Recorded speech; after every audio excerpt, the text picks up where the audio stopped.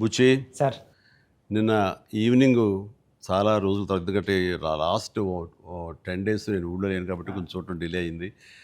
And వచ్చిన తర్వాత నిన్న వేయించుకొని చూసిన తర్వాత ఆ, ఇది సినిమా కాదు, ఒక జీవితంలో డౌన్ ట్రాడన్ పీపుల్ వాళ్ళ సఫరింగ్ అని ఒక జర్నీలా చేయించావు. సార్. మాకు పెద్ద ప్రపంచాన్ని చూపించినట్లుగా అనిపించింది నేను చూస్తున్నసేపు. చూసిన తర్వాత కోలుకోవడానికి, తేరుకోవడానికి సార్. అది చాలా నిద్రలో కూడా అదే ఆలోచనలు, అదే విజువల్స్ అవి కనబడుతున్నాయి. అంటే అంత డీప్ ఇంపాక్ట్ ఇవ్వగలిగావు. అండ్ నీ ఆలోచనలు కానీ, నీ మస్తిష్కంలో నుంచి బయటకు వెలువడిన ఆ కథాంశం కానీ అంత డీప్ ఇంటూ అవర్ హార్ట్స్ అది టచ్ చేసింది. అంటే దాని ఇంటెన్సిటీ, దాని ఆ కథ ఆనెస్టీ, ఆ కథ నిజాయితీ,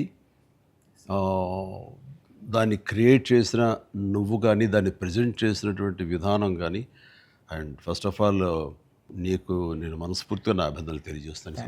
అంటే అది ఒక ఊరి సమస్యగా మొదలైన పోను పోను పోను అది యూనివర్సల్ అయిపోయింది. అది నేషనల్ లెవెల్కి వెళ్ళిపోయి మన భారతదేశం యొక్క ఆవశ్యకత ఏంటి, దాని ప్రభుత్వాలు ఈ స్పోర్ట్స్ పర్సన్స్ని ఎంకరేజ్ చేయటంలో వాళ్ళ బాధ్యత ఏంటి అని తెలియచెప్పినటువంటి ఇది. అయితే నువ్వు తీసుకున్న కథాంశం 89లో కాబట్టి నిజంగా పరిస్థితి చాలా దారుణంగా ఉండేది.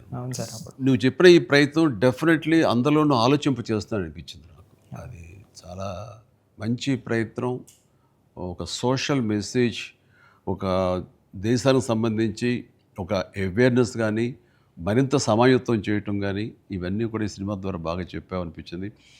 అండ్ ఈ సినిమాలు ఇంకా నాకు నచ్చిన అంశాలు ఉంటే కనుక చెప్పాల్సి వస్తే నువ్వు, రామ్ చరణ్ అండ్ ఏఆర్ రెహమాన్ గారు, అలాగే లిరిక్స్ అందించినటువంటి అనంత శ్రీరామ్, అట్లాగే ఎడిటర్ నవీన్ నూలి, ఇంకా ఫైట్ మాస్టర్, స్టంట్ కోరియోగ్రాఫర్గా అనుకోవచ్చు మనం.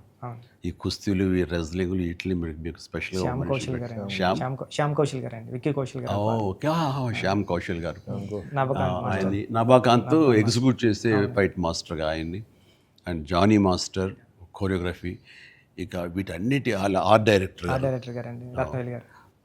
దేవ్ రత్నవేలు గారు, ఇలాంటి వాళ్ళందరి కలయికతోటి, వాళ్ళ ఇన్పుట్స్ తోటి అండ్ వాళ్ళ ప్రయత్నాలతోటి అత్యద్భుతంగా రూపుదిద్దుకుంది. ఇది ఒక కళాత్మకంగా వచ్చిందని చెప్పొచ్చు. And it's a timely film.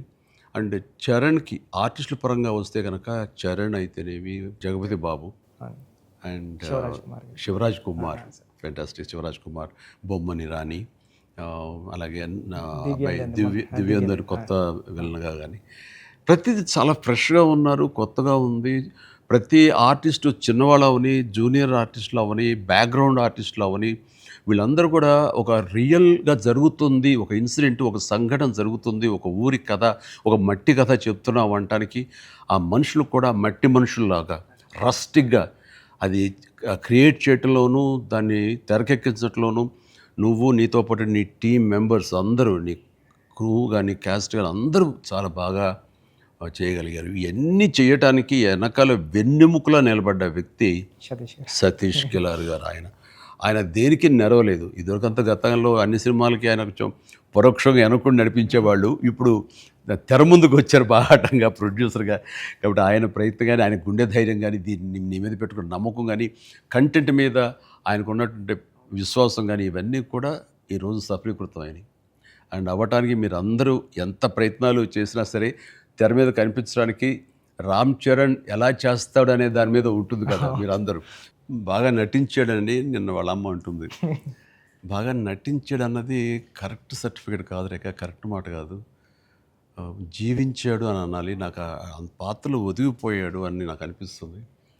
నేను యాక్టర్ నాకు తెలుసు. అవతల క్యారెక్టరు ఏడుస్తూ మనల్ని ఏడిపిస్తే కనుక అది నటన. వాడు ఏడవకుండా కళ్ళల్లో ఆ భావం పలుకుతూ చూసే ప్రేక్షకులు ఏడిపించాడంటే వాడు జీవించినట్లు. నేను అక్కడ ఒక క్యారెక్టర్ చూస్తాను తప్ప చరణ్ని చూడలేదు. పెద్ది కనపడుతుంది అక్కడ.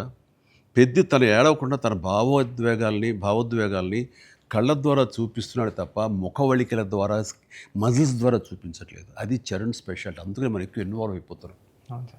ఏం నటించాడు అనొచ్చు, చాలా గొప్ప గొప్ప నటులు ఉండొచ్చు, వాళ్ళ సిస్టమ్ వాళ్ళ విధానాలు చేయొచ్చు. కానీ భావోద్వేగాల్ని లోపల ఫీల్ అవుతావు, ఫీలింగ్ని మునిపంట నొక్కి పట్టి ఎక్స్ప్రెస్ చేస్తూ ఆ కళ్ళ ద్వారా పలికించడం, అది చూసి మనకి అరే నువ్వు ఏడిస్తే బాగుంటుందో అనొచ్చు, కానీ మనకి గుండె పిండేస్తుంది. మనం ఏడలేని సిచ్యువేషన్స్, కానీ ఏడిస్తే బాగుంటుంది అనిపిస్తుంది. ఇట్లాగా టోటల్గా అరెస్ట్ చేసేసి తను చూపించిన విధానం, ఎస్పెషల్లీ అప్పల్ సూరి మరణం దగ్గర నుంచి తన మోటివేట్ అయిన ఇది నుంచి ఇంకా సినిమా గ్రిప్పింగ్ వెళ్ళింది, అవును సార్. ఇంకా డీవియేషన్ లేదు. అవును. అది చాలా చక్కగా పరిపూర్ణంగా సఫలీకృతమైనట్లు. అది అక్కడ తను చాలా బాగా ప్రజెంట్ చేశాడు, పెర్ఫామ్ చేశాడు. ఎక్సలెంట్. వాడు నా బిడ్డ కాబట్టి ఇంకా ఎక్కువగా చెప్పాలని అనిపించిన కొంచెం అణుచుకుంటూ మాటలు వెతుక్కుంటూ పొందిగ్గా మాట్లాడుతాను, కానీ అది నీలాంటి చూశాడు కాబట్టి నువ్వు చెప్పాలి. సార్ మీరు మాట్లాడగలదు సార్, ఎందుకంటే సార్ ఇప్పుడు ప్రపంచం అంతా మాట్లాడుతుంది సార్ చరణ్ సార్ పర్ఫార్మెన్స్. పెద్ద అంటే చరణ్ సార్ అంటే పెద్ద. ఎందుకంటే సార్ ఈరోజు అందరూ ముక్త కంఠంతో అనేది ఒకటి సార్, ఏంటంటే ఏం పెర్ఫామ్ చేశారు అందరూ చిరంజీవి అంటున్నారు సార్. చిరంజీవి చిరంజీవి అండి సార్. హాస్పిటల్ సీన్లో చరణ్ సార్ పర్ఫార్మెన్స్ అంటే మీరు అన్నారు చూసారా, అంటే ఆయన ఫేస్లో బాధ ఉంటుందండి, కానీ మనకి ఆడియన్కి మాత్రం గుండె మెలిపెట్టేసినట్టు. నేను చరణ్ గారు అందరూ మనం ఐమాక్స్కి వెళ్ళాం సార్. ఐమాక్స్కి వెళ్తే మొత్తం థియేటర్లో సీట్లో ఉన్న వాళ్ళందరూ బ్యాగ్ తిరిగి ఇలా బెండ్ చేసి నీస్ మీద అన్నా నీకు నేషనల్ అవార్డు అన్నా అని అరిసారండి. ఈ ఇంట్లో చరణ్ గారి పెర్ఫార్మెన్స్కి నేషనల్ అవార్డు వచ్చి నాకు అంతకన్నా హ్యాపీ ఉంటుంది సార్. అంతకు మించిన సంతృప్తి ఇచ్చేసాడు. ఒక తండ్రిగా, ఒక నటుడిగా అంటే మళ్ళీ సీనియర్ కాదు, తోటి నటుడుగా, కాంటెంపరీ నటుడిగా నాకు నిజంగా చరణ్ గర్వకారణం. అండ్ నేను ఎంత తక్కువ మాట్లాడితే అంత మంచిది, ఎందుకంటే ప్రేక్షకులు వాళ్ళే మాట్లాడేసారు నా బిడ్డ గురించి. అంటే ఇక్కడ చిన్నప్పుడు చదువుకున్న ఒక సుమతి శతకంలోని ఒక పద్యం గుర్తుకొస్తుంది. ఇది పుత్రోత్సాహం పుత్రుణ్ణి కన్ననాడు కాదు, పదుగురు దాన్ని గుర్తించి వాళ్ళు మెచ్చుకుంటున్నప్పుడు, వాళ్ళు పొగుడుతున్నప్పుడు అది కదా నిజమైన పుత్రోత్సాహం అంటే. దాని అర్థం తెలిసొచ్చింది, ఇప్పుడు అనుభవపూర్వకంగా తెలిసొచ్చింది. And I'm really proud of my son, Charan. I love him. And then ఇక అదర్ క్యారెక్టర్స్ మీరు కన్సిడర్ చేసింది కానీ అది కానీ అప్పల్ సూరి క్యారెక్టర్ జగతి బాబు టోటల్గా ట్రాన్స్ఫార్మ్ అయిపోయాడు. జగతి బాబు అని తెలియకోవడానికి అతని కళ్ళు, ఆ తర్వాత అతని వాయిస్ వింటే కానీ అర్థం కాదు. మీ ఇంటర్వ్యూల ద్వారా నాకు తెలిసిపోయింది కాబట్టి, గెటప్ చూశాను కాబట్టి అయింది. కానీ నిజంగా ఎవరైనా కొంచెం కొత్త వాళ్ళు చూస్తుంటే కనుక అతను గుర్తుపట్టలేనంతగా ట్రాన్స్ఫార్మ్ అయిపోయాడు. మనకి జగతి బాబు కనపడకుండా మీరు అప్పల సూర్యనే మీరు కనిపించేలా చేయటం అనేది మీ కాన్సెప్ట్, మీ డిజైనింగ్, అది చాలా అద్భుతంగా చేసి తను కూడా చాలా అవును సార్. మీరు అన్నట్టు అవునండి, మీరు అన్నట్టు అప్పల్ సూర్య క్యారెక్టరే ట్రిగ్గర్ చేస్తారు సార్ కథకి. ఏ ఎమోషన్ కావాలో అప్పల్ సూర్య జెండా పట్టుకొని పెద్ద చేతిలో పెడతాడండి, అక్కడ నుంచి పెద్ద తీసుకుని ట్రావెల్ అవుతాడు సార్. అది కరెక్ట్ సార్, మీరు ఏదైతే చెప్పారో అది. అందుకే అలా సార్ అప్పల సూరి క్యారెక్టర్ అన్న డ్రైవ్ చేయబట్టే లాస్ట్లో స్టేషన్ కూడా అప్పల వలస అయింది సార్. అది చాలా మంచి ట్రిబ్యూట్. అది అక్కడ కూడా చరణ్ పెద్ద అన్నామని అంటే పెద్ద అనేది ఆ క్యారెక్టర్ గ్రేస్, ఆ క్యారెక్టర్ ఇది చాలా బాగా. తర్వాత శివరాజ్ కుమార్ శివన్న ఆ క్యారెక్టర్ ఒప్పుకొని చేస్తాననటం అనేది ముందు అసలు ఫస్ట్ సక్సెస్ నీకు, అది అదృష్టం నీకు. అంటే అంత మంచి మనిషి, అంత మంచి యాక్టర్, దాంట్లో ఒదిగిపోయి చేశాడు. చరణ్ని అదవాయించాలి, గదవాయించాలి, తిట్టాలన్నా సరే అంత స్టేజ్ ఉన్న వ్యక్తి. అతను అంటుంటే కూడా మనకి తండ్రి అంటున్న ఫీలింగ్ వచ్చింది కాబట్టి అది చాలా బాగుంది. అది జాహ్నవి క్యారెక్టర్, అమ్మాయి క్యారెక్టర్ వరకు, ఆ సాంగ్స్ వరకు ఎక్సలెంట్. తర్వాత ఫైట్ కంపోజిషన్స్ కానీ అవి కానీ ఎక్సలెంట్. ముఖ్యంగా క్రికెట్ అనేది మనం గిమిక్గా చేయొచ్చు, అయిపోతుంది. కానీ కుస్తీ రెజ్లింగ్ అనేసరికి ఏమవుతుందంటే బాడీ ట్రాన్స్ఫర్మేషన్ కానీ దానికి తగినట్టుగా మనిషి మారిపోవటాన్ని అన్ని రకాల చేసిన ప్రయత్నాలు కానీ అది ఓవర్ నైట్ కాదు. చరణ్ ఇంట్లో ఎలా కష్టపడేవాడు, ప్రతిరోజు నేను విట్నెస్ చేసేవాడిని. నైట్ ఎర్లీ మార్నింగ్ లేచి 5 లేచి వాడు 6 to 7 చేసి 9 o'clock మీ సెట్కి వచ్చిన తర్వాత మళ్ళీ నైట్ నువ్వు 9 కుదులుతావా 8 కుదులుతావా వచ్చి నీరసంగా వచ్చి కూర్చుని పోయి మళ్ళీ కాస్త సూప్ ఏదో తాగి మళ్ళీ జిమ్కి వెళ్ళిపోయేవాడు. చాలా కష్టం. పైగా అంతా ఆ 70 days వెజిటేరియన్ మీదే ఉన్నాడు. ఉండి ప్రోటీన్ కోసం ఎంత ఇదంటే హై ప్రోటీన్ కావాలి, నాన్ వెజిటేరియన్ తినకూడదు. దానికోసం ఎలా కష్టపడ్డాడు, ట్రెడ్మిల్ జిమ్లో ఎలా ఇదయ్యాడు. అనేది చూస్తుంటే అబ్బా ఇంత అవసరమా, ఇంత కష్టపడాలా, మనం చేసాం కష్టమైన క్యారెక్టర్లు, రిస్కులు చేసాం కానీ ఇంత చేస్తున్నాడు ఏంటి, దీని ప్రతిఫలం ఎలా ఉంటుంది అంటూ వాళ్ళ అమ్మ అయితే భగవంతుని దండం పెట్టుకుంటూ కోరుకుంటూ ఇంత కష్ట ప్రతిఫలం రావాలని. ఎందుకంటే అంత కష్టపడి జనం ఆమోదం పొందకపోతే మొత్తం అంతా ఇదైపోతుంది, వ్యర్థమైపోతుంది. ఇంకా కష్టపడితే ఇంతైనా ప్రతిఫలం అనే ఒక డిసప్పాయింట్మెంట్ వస్తుంది. కానీ ఇప్పుడు ఏంటంటే ఎంత కష్టపడితే అంత ఎప్రిసియేషన్ వస్తుంది అనేది ఈ పెద్ద క్యారెక్టర్ తన కష్టపడినందుకు జనాలు దీన్ని యాక్సెప్ట్ చేసి వెల్కమ్ చేస్తున్నందుకు, నీరాజనలు పలుకుతున్నందుకు హ్యాట్స్ ఆఫ్. సార్ నా ఫేవరెట్ ఏంటంటే సార్, ట్రైన్ దగ్గర లెగ్ పెట్టడానికి బిఫోర్ వచ్చి ట్రైన్ ఇలా పట్టుకొని రెండు ఇలా పట్టుకొని ఒకసారి బయటకు వస్తారు కదండి ఫ్రేమ్లో, అప్పుడు చరణ్ సార్ ఎక్స్ప్రెషన్ ఉంటుందండి. కళ్ళు అలా మూసి ముందండి జస్ట్ అలా ప్లెయిన్గా శూన్యంలోకి అలా చూసి అప్పుడు లెగ్ పెట్టడం స్టార్ట్ చేస్తారండి. అప్పుడు అందరూ క్లాప్స్ అక్కడే కొట్టేస్తాను సార్. అంటే అలాంటి అంటే చరణ్ సార్ అంత ఇన్వాల్వ్ అయిపోయారు సార్. అంటే ఈ కథ చెప్పడానికి కూడా మేము కారణం జనరేషన్ని ఇన్స్పైర్ చేద్దామనండి. అంటే మేము ఇప్పుడు స్కూల్స్కి వెళ్తాం కదా సార్, అప్పుడు స్కూల్స్కి వెళ్తే స్కూల్ అంటే క్లాస్ రూము బ్లాక్ బోర్డేనా, వాని వెనకాల ఒక ప్లే గ్రౌండ్ కూడా ఉంటుంది దాని వెనకాల అని చెప్పడానికి ట్రై చేస్తాం సార్ ఇద్దరు. అంటే ఆట స్థలం అంటే అమ్మ కడుపులో ఉన్న 9 months ఆడుకోవడానికి ఉంటుంది గ్రౌండ్. బయటకు వచ్చిన తర్వాత స్కూల్లో పిల్లలకి ఇప్పుడు చూస్తాం సార్, ఏ స్కూల్కి గ్రౌండ్ ఉంది సార్, బిల్డింగ్స్ ఉన్నాయి అంతండి. అది చెప్పడానికి ఇన్స్పైర్ చేద్దాం, ఏదో మంచి మాట చెప్పి. ముఖ్యంగా ఈ కార్పొరేట్ ఎడ్యుకేషన్ సిస్టమ్ వచ్చేసిన తర్వాత అండ్ ఎంతసేపటికి మార్కులు అనే దీంట్లో ఇంకా అసలు ఫిజికల్ యాక్టివిటీ లేకుండా పోతుంది. అందులో ఇప్పుడు ఈ బొమ్మని రాని ఒక మాట అంటాడు, చేతిలో వచ్చేసింది సార్ అంటాడు. అందులో ఎన్నో ఆటలు ఉన్నాయి సార్, ప్లే గ్రౌండ్ ఎవరు వెళ్ళట్లేదు సార్. కానీ ప్రభుత్వాలు ఇప్పుడు మీరు అన్నటువంటి ఈ పరిస్థితి ఒకప్పుడు ఉండేది కానీ ఇప్పుడు రాను బెటర్ అవుతుంది అన్నది. అవును సార్, చాలా బాగుంది సార్. ఇప్పుడు బట్ ఇంతకంటే ఇంకా గట్టిగా రావాలంటే మీరు ఇచ్చినటువంటి సలహా, సినిమాలు పెద్ద సినిమాలు ప్రభుత్వాలు సహకరించాలి, సర్కారు వాళ్ళు ముందుకు రావాలి. కాబట్టి ఈ సినిమా ఒక అవేర్నెస్ తీస్తుంది, ఒక ఎడ్యుకేషనల్ ఫిలిం పెద్ది, ఒక ఇన్స్పైరింగ్ కంటెంట్ ఉన్న సినిమా పెద్ది. ఈ సినిమాలో బిడ్డలకి మనం ఏమి ఇవ్వాలి, ఎలాగ మోటివేట్ చేయాలి, ఎలాగ ఇన్స్పైర్ చేయాలి, వాళ్ళు ఎలాగ పెంచాలి అనే దాని మీద ప్రతి ఒక్కళ్ళు ఫోకస్ పెట్టి స్ఫూర్తి పొందాలని మాత్రం నేను మనస్ఫూర్తిగా కోరుకుంటున్నాను, విష్ చేస్తున్నాను. Thank you sir. నేను సినిమా చూస్తూ ఏఆర్ రెహమాన్ గారి కంట్రిబ్యూషన్ ఎలా ఉందని చూడటంలో సౌండ్ని పర్ఫెక్ట్గా వాడుకుంటారండి. అంటే ఆర్ఆర్ అంటే ఓన్లీ ఇంకా ఊకదంపుడు కొట్టేసి ఎలివేషన్స్ కొట్టేసి ఆ రకంగా కొంచెం ఒరవడి ఇప్పుడు కొనసాగుతున్నా కొన్ని చోట చెల్లుతుంది. బట్ అన్ని వేళలా అది కరెక్ట్ కాదు. ఇది మన మనసులోని ఫీలింగ్ని బట్టి ఆయన కొడుతున్నాడని నాకు అర్థమైపోతుంది. గుండెని పిండే విధంగా మరింతగా ఆయన మనల్ని ఇన్వాల్వ్ చేస్తున్నాడు, మనకు ఆ ఫీలింగ్ని ఇవ్వగలుగుతున్నాడు. పెద్దలో పరిపూర్ణ న్యాయం చేశాడు. చెప్పాలంటే ఆయన మెయిన్ పిల్లర్గా అనుకోవచ్చు మనం. మీరు అనుకోండి మీ కంటెంట్ సార్. అంటే హీరో ఉండి ఎలివేషన్ ఇవ్వడం వేరు సార్. నేనేమనుకున్నాను, చరణ్ గారు లేకుండా చరణ్ గారు స్టాచ్యూ చూపించి ఎలివేషన్ ఇద్దారు అనుకున్నాను సార్. అది అక్కడ కూడా రెహమాన్ గారు అలా లేపారు సార్. లేపారు మామూలు కాదు సార్, చాలా ఉంది. పైగా ఇది అఫ్కోర్స్ మీరు ఇంటర్వ్యూస్లో మీరు అన్నారు రెహమాన్ని ఎలా ఫస్ట్లో ఒప్పించావని చరణ్ చెప్తుంటేను అక్కడికి వెళ్ళిన బాడీ లాంగ్వేజ్ బట్టిను ఎవరైనా సరే అది. బట్ ఎవరికైనా సరే నువ్వు చెప్పే కంటెంట్ ఉంది, అది మెయిన్. కొంచెం విజ్ఞత, కొంచెం అవగాహన,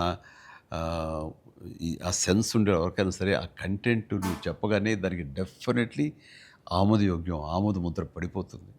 డిఓపి గారు అయితే ఆయన చాలా బాగా చూపించాడు. నువ్వు ఏదైతే ఒక మట్టి కథ అనుకున్నావో, రస్టిక్ అనుకున్నావో, ఏమంటే ఆ రఫ్నెస్ అది మొత్తం కనిపించేలా చేశాడు. దాన్ని did his job very well. And తర్వాత ఇంకా మీ నవీన్ గారు అయితే టీజర్ దగ్గర నుంచి ట్రైలర్ దగ్గర నుంచి ఆగలేక ట్రైలర్ కూడా నేను దాన్ని చెప్పేశాను ముందు. అద్భుతం. ఈయన కటింగ్ తర్వాత నాకు బాగా నచ్చింది. ఆ డిజాల్వ్ అయ్యి వస్తుంది క్రికెట్ దగ్గర నుంచి రెజ్లింగ్కి, ఇవన్నీ ఇంటర్ రిలేటెడ్గా ఉంటాయి అని చెప్పినట్టుగా చెప్పడం అనేది తన ఇది. అండ్ ఎన్ని చోట్ల బట్ సినిమాలో నెరేషన్లోనే మీరు బ్యాక్ అండ్ ఫోర్త్ చెప్తారు. ఇది అంటే బొమ్మన్ ఇరానీని ప్రేక్షకుని చేశారు. బొమ్మన్ ఇరానీకి ఎలాగైతే కథ అక్కడికి అర్థమవుతూ వస్తుందో సేమ్ ఆడియన్స్ అది మంచి కాన్సెప్ట్. ఇది ఎడిటింగ్ బ్యాక్ అండ్ ఫోర్త్ వెళుతూ చెప్పటం అన్నది ఇట్ ఈస్ మంచి ప్రయత్నం. And that way my heartfelt appreciation to Naveen నోలీకి. అలాగే ఆర్ట్ డైరెక్షన్ గురించి ప్రత్యేకంగా చెప్పలేదు. అన్ని అన్నీ కూడా పెర్ఫెక్ట్గా ఆ హార్మోనీ ఉంది. ఒకటి ప్రత్యేకంగా అయ్యి ఏంటిది అనట్లేదు, అన్నీ కథలో ఇమిడిపోయే 90s విధంగానే లోకి ఉన్నాయి. తీసిపోయాడు. ఎగ్జాక్ట్లీ. ఆ యంగ్ విలన్ దివ్యందు వీళ్ళందరూ కూడా చాలా బాగా కంట్రిబ్యూట్ చేశారు. లాస్ట్లో కూడా బొమ్మన గారు స్టాచ్యూ చూడకుండా వెళ్ళిపోదాం, చరణ్ గారిని కలవకుండా వెళ్ళిపోదాం అంటాడండి. చరణ్ ఎందుకు నేను కలవకూడదు అనుకున్నాడు బొమ్మని రాణి అంటే అంతే. ఆ గుడ్ ఫీలింగ్ అలా ఉండిపోవాలంటే కలవకుండా ఉండటమే కరెక్ట్. లాస్ట్ ఫేజ్ వరకు కూడా అలా కూర్చొని చూస్తున్నారు సార్. లాస్ట్లో కూడా ట్రైన్ని ఎలా ఎక్కి ఆగి ఆగారు ఇలా కొట్టిన చరణ్ అంటే అప్పుడు అవును, అది- ట్రైన్ వచ్చింది ఆ, కదా. అవును సార్. మరి ఎందుకు ట్రైన్ ఉంది నడిపించి కదా, వచ్చి- ఎందుకు నడిపించావే బాబు అంటే మేము పడ్డ బాధ మీకు తెలియాలి అని చెప్పేసి కాదు. బాగుంది, మంచి సమ్మప్, అది బాగుంది. అంటే పెద్దిగాడి కోసం ఆ రోజు బండి ఆగింది సార్. మా జీవితాలు మొదలయ్యాయి. మాకు స్కూల్ వచ్చింది, వైద్యం వచ్చింది, సర్కారు వచ్చి మా అవన్నీ క్రిస్ప్గా చాలా బ్రివిటీ తోటి పట్ట పట్ట పట్ట చేశారు. అన్ని జరుగుతుంది. లాస్ట్లో మళ్ళీ వస్తారు కదండి చరణ్ గారు స్క్రీన్ మీదకి, పెద్ద అని అరుస్తాడు కదండి. ఆడు ఎక్కడ బర్ణ వల్ల తెలియలేదండి ఎవరికైనా, భువన్ గారికి. గట్టిగా పట్టుకుని పెద్ద అని అరిస్తే అప్పుడు కొండల మధ్యలో కుక్కను పట్టుకుని వెళ్తూ ఉంటారు కదా. ఇంతకు సన్ డిసప్పర్ అయిపోయి అనుకోకుండా అవును సార్, అవును గుడ్ ఫీలింగ్. పుడతామేటి మళ్ళీ సార్. చూస్తావేటి మళ్ళీ ఇలాంటి సినిమాని సార్, థ్యాంక్ యూ ఇలాంటి సినిమాని మళ్ళీ చూస్తావేటి అనిపించింది. అది ఫెంటాస్టిక్. సతీష్ గారికి ఇది ఒక ప్రౌడ్ ఫిలిం ఇది. అవును సార్. అండ్ ఆయన ప్రైడ్, ఆయన ఇంకా తర్వాత బోర్డు సినిమాలు తీయచ్చు కానీ ఇది ఇచ్చేటటువంటి సాటిస్ఫాక్షన్, ఇది ఇచ్చే గుర్తింపు, ఇది ఇచ్చిన రెస్పెక్ట్ కానీ, అది సతీష్ గారు యూ డిజర్వ్ దిస్. అండ్ దీని వెనకాల మీ సపోర్ట్, మీ ఇలాంటి సినిమా తీసినందుకు నాకు కూడా చాలా ప్రౌడ్. సార్ మీరు ఒప్పిన టైంలో చెప్పారు సార్ నాకు, డబ్బులు ఎలాగైనా వస్తే రెస్పెక్ట్ సంపాదించి ఫస్ట్ అని. ఈయన డబ్బులు ఎలాగైనా సంపాదించుకుంటారు. ఆయన ఉన్నటువంటి కన్స్ట్రక్షన్ అయితేనేవి, ఆయనకున్నటువంటి డిజిటల్ ఐటీ వలన అయితేనేవి. కానీ ఈ సినిమా ద్వారా గుర్తింపు, ఒక రెస్పెక్ట్ వచ్చింది. అది ఈయన ఫుల్గా ఎంజాయ్ చేస్తున్నారు. బికాజ్ ఆయన సపోర్ట్ ఈ సినిమాకి అంతగా ఇచ్చారు. నువ్వు అనుకున్నవన్నీ కూడా ఆయన నీకు అమర్చారు. ఈయన ఇది పూర్తి న్యాయం చేశారు ఆయన. సతీష్ సార్కి నాకు లైఫ్లో ఫస్ట్ మూవీ అన్నట్టు సార్. ఇంక ఇది వృద్ధికి, ఇంక ఇది ఎప్పటికీ మర్చిపోలేము సార్ ఈ రిలేషన్ని, దీనంతా. నువ్వు చేస్తావే, నువ్వు ఆ టైప్ ఆఫ్ మా ఆలోచన ఉన్న డైరెక్టర్ సార్ మీరు నాకు ఉప్పిన ఇచ్చారు సార్ ఫస్ట్, చరణ్ సార్ ఏమో పెద్ద ఇచ్చారు సార్. మీతో కూడా ఒక ఛాన్స్ అవ్వండి సార్, చేస్తాను ఎప్పుడైతే అప్పుడు. నువ్వు అలా పరిగెత్తమని దూకమని వైర్లతోటి అంటే అయ్యో సార్, సార్ మీరు ఇప్పుడు కూడా చేస్తున్నారు సార్. ఇప్పటికి వైర్లు కడుతుంటారు, పైకి లేపుతుంటారు, పల్టీలు కొట్టిస్తుంటారు. మొన్న శంకరవర ప్రసాద్ దీంట్లో కూడా చేశాను. పని అవసరం వచ్చేసరికి దేనికి నెరవం, అవును సార్. దేనికి వెనకం చేసే పరిస్థితి లేదు. ఇంకా ఒకసారి ఎన్ని వైర్లు కట్టి అన్నీ ఇవైపోయింది, కమిలిపోయింది. చరణ్ చూశాడు ఇంట్లో, ఏంటిది అన్నాడు. వైర్లు కట్టి లేపారు. ఇంకా వైర్లు ఇంటికి కడుతున్నారా, వాళ్ళు పిలిచి డ్యాంగ్ అలా కష్టపడతారంటే మీరు అది అని తిట్టాడు. మరి లేదురా వాళ్ళు కాదురా, డూప్ సరిగ్గా చేయలేదని ఆయన తీసేసి నేనే చేశాను రా షార్ట్ అని. వాళ్ళు అదే అన్నారు, డాడీ చేస్తానన్నారు అని. అంటే చరణ్ ఇందులో ఎంత కష్టపడ్డాడు అనేది నేను చెప్పాల్సిన అవసరం లేదు. ఆడియన్స్ ఆల్రెడీ వాళ్ళ క్యారెక్టర్ ద్వారా వాళ్ళే గుర్తించారు. వాడు ప్రతిరోజు అలసిపోయి ఇంటికి వచ్చి నీరసించి అలా కూర్చున్న ప్రతిసారి నాకు మా నాన్నగారు నాతో ఏమన్నారు, నన్ను ఏమనేవారు అది గుర్తుకొచ్చేదనమాట. అంటే దొంగ అనే సినిమాలో 8 అంతస్తుల ఒక హోటల్ పైన పారపెట్ వాల్ మీద నేను రోల్ చేస్తూ వెళ్ళినప్పుడు కింద స్లిప్ అయితే మాత్రం ఇది ఇప్పట్లా వైర్లు ఇలాంటి సేఫ్టీ డివైస్లు ఏమి లేవు, మొండితనంతో చేయటం అనమాట. అట్లాగే ట్రైన్ కింద పడుకొని గోండా సినిమాలో వెళ్తుంటే ఒక 3 ఇంచెస్ ఎవేగా బాడీ కానీ లూజ్ అయితే కంకరాలు కొట్టుకుపోయేవి. నా బలంతో ఉండాలి తప్ప ఇంకో హార్నెస్ కానీ అది కానీ లేదనమాట. ఇవన్నీ మా నాన్నగారి దగ్గర నుంచి చూసి ఇంటికి వచ్చేసి చాలా బాధపడేవాళ్ళు. తిట్టేసాడు. కోపంలో బాధ ఎలా ఉంటుందంటే బూతులు ఇచ్చేసేవారు. అలా చేయాలా అంటే ఏదో కొంచెం చెప్పకూడదు కొంచెం అలా తిట్టేసేసి ఆయన చేసేవారు. తప్పదానా దాందే ఉంది చేయాలి, లేకపోతే ఎలా కనపడదు రిజల్ట్, ఎలా మరి ఫ్యాన్స్ ఇచ్చేయాలి కదా వాళ్ళు ప్రేక్షకులు అని అప్పట్లో ఏం మాట్లాడేవాడిని. లేదురా రేపు పొద్దు నీకు కొడుకు పుట్టి, అప్పుడు ఇంకా చరణ్ పుట్టలేదు ఆ టైంకి, నీకు కొడుకు పుట్టి వాడు యాక్టర్ అయ్యి హీరో అయ్యి వాడు ఇలాగే కష్టపడుతారు అప్పుడు తెలిసొస్తారా మా ఫీలింగ్స్ ఏంటో నీకు అనేవాళ్ళు. నిజంగా నీ పెద్ద సినిమాకి చేసి వాడు అలసిపోయి వచ్చి కూర్చుని ఈ మణికట్టు దెబ్బ తగిలిందని కానీ కంటి మీద దెబ్బ తగిలి రక్తం ఇదే ఇచ్చింది దానికి కుట్లు పడ్డాయి అన్నప్పుడు కొంచెం ఒక హాఫ్ ఇంచ్ క్వార్టర్ ఇంచ్ కిందకి వెళ్తే కంటి గుడ్డేమవుతుందో అనే పరిస్థితి అన్నీ తెలిసినప్పుడు మాత్రం బాధపడి వ్యక్తం చేయబోయాను. నాకు మా నాన్నగారు మాట గుర్తుకొచ్చింది. ఆయన ఎంత బాధపడి ఉంటారు అని చెప్పేసి అదే బాధ ఈరోజు నేను వాడు కష్టపడి వస్తుంటే మాత్రం నాకు గుండె పిండిన ఫీలింగ్ ఉంది. అయితే సినిమా చూసిన తర్వాత కొన్ని ఎపిసోడ్స్ గురించి చెప్పాల్సి వస్తాయి. ఇందులో ఇంటర్వెల్ నుంచి మాత్రం సినిమా మనిషిని కట్టిపడేసింది, ప్రేక్షకుడిని తారాస్థాయికి తీసుకెళ్ళిపోయింది. ఎమోషనల్ జర్నీ చేయించి ఒక రోలర్ కోస్టర్ రైడ్ లాగా చేయించి అప్ అండ్ డౌన్ చేయించి పినాకిల్ ఇంకా తారాస్థాయికి తీసుకెళ్ళి అక్కడ వదిలిపెట్టారు సినిమాని. ఆటల్లో ముఖ్యం చెప్పాలంటే హాస్పిటల్ సీన్ బుచ్చి సార్ నా భూతో నా భవిష్యత్తు తలుచుకో నాకు గగురు పడొస్తుంది, గూస్ బంప్స్ వస్తున్నాయి. హాస్పిటల్స్ అసలు హాస్పిటల్ సీను వాడి నటనకి మాట్లాడుతూ చూడు నిజం సార్. అది నటనకి అది నటన కాదు, వాడు ఫీల్ అయిపోయాడు దానికి. అక్కడి నుంచి నా కంట తడి తడి తడి లాస్ట్ వరకు ఆగలేదు. All the appreciation, all the blessings, God bless him, God bless him. దానికి చక్కటి అంత మంచి క్యారెక్టర్ ఇచ్చినటువంటి నీకు hats off, hats off. Thank you sir, thank you sir. ఒకసారి ఎస్పి బాలసుబ్రహ్మణ్యం ఆయన నువ్వు ఒకప్పుడు ఆపద్బాంధవుడు చేసావు, ఇంకోసారి రుద్రవేణి చేసావు, అలాగే చాలా సినిమాల్లో నీ పెర్ఫార్మెన్స్ అనేది తెలుసు. కానీ ఎక్కువ కమర్షియల్ వైపు వెళ్ళిపోతున్నావు చిరంజీవి. నీలో పొటెన్షియాలిటీ ఉంది. ఎప్పుడో బాలసుబ్రహ్మణ్యం మన కె బాలచంద్ర గారు అన్నది కూడా అతను ప్రస్తావిస్తూ నీలో ఒక కమలాసనం రజనీకాంత్ అందరి కలయిక ఉంది అంటే ఏదో మాట్లాడుతూ రావాలి సినిమాలు అంటే. అలాంటి కంటెంట్ తోటి మన వాళ్ళు వస్తే కనుక ఎందుకు చేయను, చేసే కెపాసిటీ ఉంది, చేయగలను నమ్మకం నాకు ఉంది, రావాలి అంటే. నువ్వు చేయలేనిది చూడండి ఏం లేదు అని అన్నప్పుడు నాకు అవకాశాలు రాని టైంలో హిందీలో ఒక డంగల్, ఒక చెక్దే వచ్చినప్పుడు వాళ్ళ పెర్ఫార్మెన్స్ అది చూసినప్పుడు ఇలాంటి కదా నాకు కావాలని కోరుకున్నాను. కానీ అలాంటి కంటెంట్ తోటి డైరెక్ట్లో వస్తేనే కదా మనకు ఏదైనా ఛాన్స్ అవకాశం ఉండేది. అలాంటి వచ్చినప్పుడు ఆ సినిమాకి ఇప్పుడు ఈ సినిమా కూడా అలాంటి స్పోర్ట్స్ నేపథ్యంలోనే వచ్చింది. ఆ సినిమాల్లో దంగల్ తీసుకుందాం, అది ఫ్యామిలీ ఎమోషన్ అది.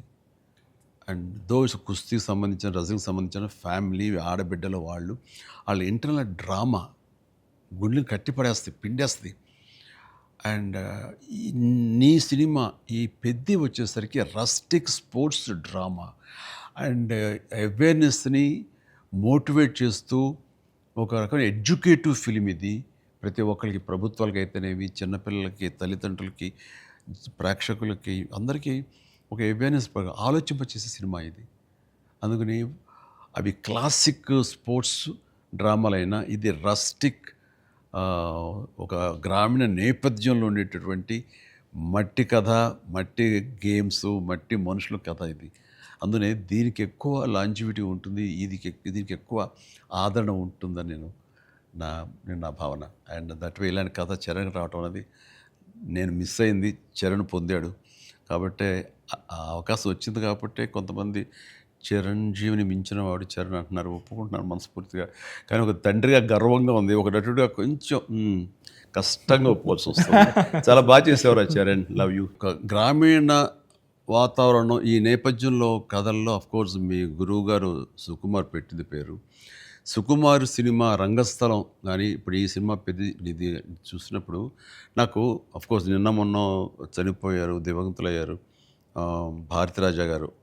కొద్ది రోజుల క్రితం నేను భారతిరాజా గారు కూడా ఈ బుచ్చి సుకుమార్ లాగానే ఆలోచిస్తారు. ఆయన 16 వైద్యుల దగ్గర నుంచి మొదలు మర్యాద కానీ ఇలాంటి సినిమాలన్నీ, నా ఆరాధన సినిమా ఇవన్నీ కూడా చూస్తాను. నేను డిస్కస్ చేసుకుంటున్నాను.